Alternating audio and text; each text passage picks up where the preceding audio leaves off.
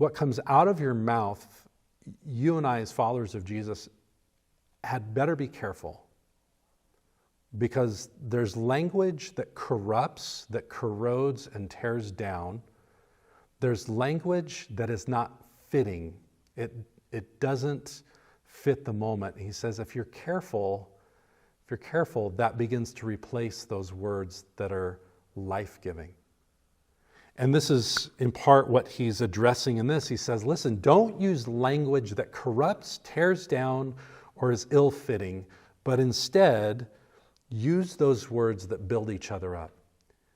And I don't know if you've been around people like this who only have a language and a vocabulary that tears down.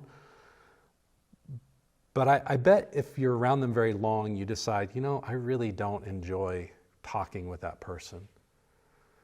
Because yes, it might be the words that they use, but it's also just the things they talk about that it corrupts and it tears down. And it's not about being prudish or somehow afraid of cuss words or certain types of language. It's just the sense of, it's just ill-fitting. It doesn't really fit the moment. I remember early on in my walk with Jesus, prior to coming to Christ, I just let my tongue say whatever rolled out of my mouth. And so I had a whole vocabulary of words that really aren't appropriate for certain settings. And they would just come out whenever I would say something. And that was part of just my life before Christ. But I remember after coming to Jesus, nobody had to tell me which words to say or not to say.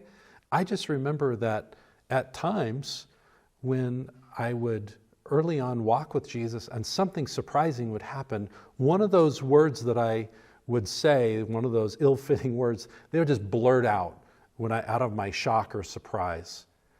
And I remember out of that, in my response to the Holy Spirit, that he actually would convict me of that and say, that doesn't fit you, or that's not becoming of you in this moment. And I remember that being a point of correction for me in the moment. Now, does that mean we have to go around and police people's language all the time? Nope. That's never the approach that we've taken at New Horizons, and for me as a pastor, that I have to be the language police. But what it does speak to is, am I responsive to the Holy Spirit if he is convicting us of something?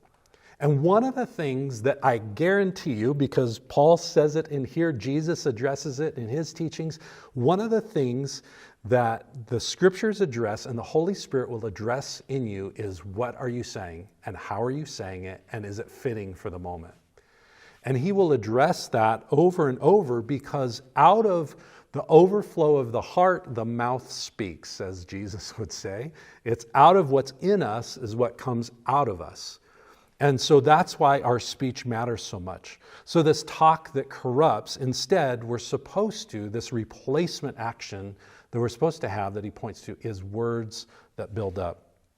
Instead of bitterness, wrath, anger, clamor, slander, and malice, all of these things that give us a disposition towards people that is negative and tears them down. Instead, Paul says you should say yes. You should embrace kindness towards others, tender-heartedness. Boy, how difficult can that be?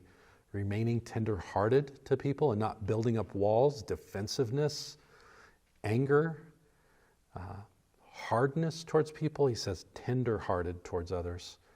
And then forgiving others, just as God has forgiven you in Jesus Christ.